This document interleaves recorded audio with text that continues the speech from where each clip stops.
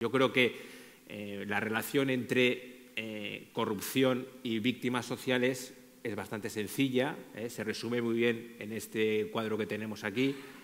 El rescate de Bankia nos costó 22.424 millones, los recortes del año 2014 en educación, sanidad y dependencia pues son la mitad, unos 12.500 millones. Es decir, nos costó mucho más rescatar a Bankia que todos los recortes del año en tres de los principales capítulos de cualquier Estado, ¿no? Por lo tanto, yo creo que es evidente lo que se va por el desagüe de la corrupción se deja de invertir en las necesidades de los ciudadanos.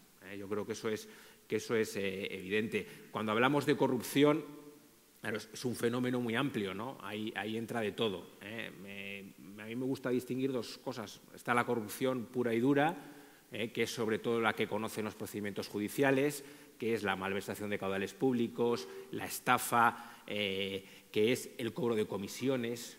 Y luego está la corrupción light, que también la mencionaba Carlos al principio, que básicamente es ese capitalismo de amiguetes, ¿no? El amiguismo, el dar las obras públicas a conocidos, que sobre todo tiene una consecuencia dramática, muy importante desde el punto de vista por lo menos económico, que es que impide exigir responsabilidades. El dar una obra a un amigo va más allá, es una forma de corrupción muy grave porque no solo genera sobrecostes, obviamente, que al final pagamos todos, sino sobre todo impide eso, la depuración de responsabilidades. Eso lo vemos a diario. Cuando surge un problema, cuando surgió el Madrid Arena, por ejemplo, en cuanto rascas te das cuenta de lo que hay debajo, ¿no?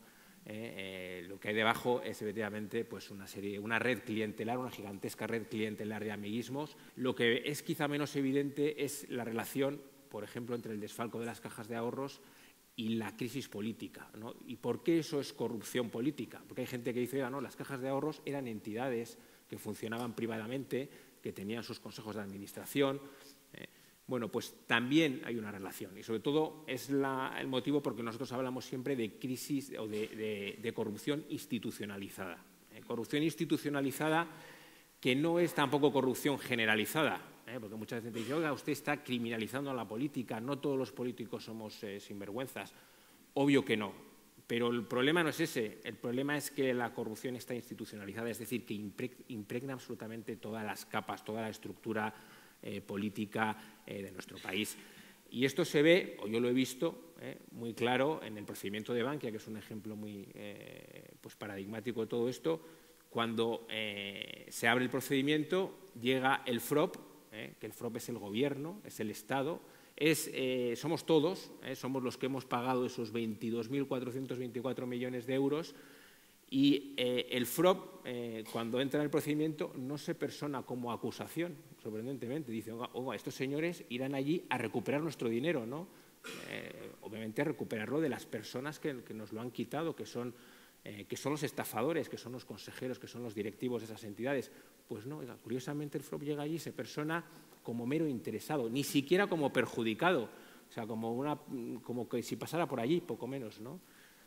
Entonces, eso ya te da una pista y dices, ¿cómo es posible, ¿no? ¿Cómo es posible que el Estado allí esté pues, un poco menos que como interesado? Y luego, cuando presenta escritos, sorprendentemente, no es para avanzar en la investigación, es para criticar a la acusación popular de UPyD, que somos nosotros, que somos los que iniciamos el procedimiento, para oponerse a pruebas, en definitiva, para defender a los imputados, ¿no? Lo cual, claro, pues uno se queda absolutamente asombrado, ¿no? Y son cosas que en general la gente no conoce, porque también, bueno, pues los medios de comunicación pues luego también cuentan las cosas con sus propios, de su propia manera y sus intereses, ¿no?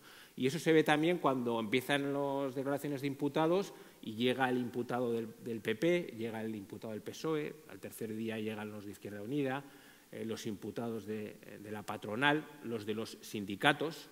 Entonces te das cuenta de lo que es la corrupción institucionalizada. Que claro, hasta que llega ese momento es difícil percibir, ¿no? Porque son palabras muy abstractas, pero una corrupción está institucionalizada cuando se reparte por un calculado sistema de cuotas.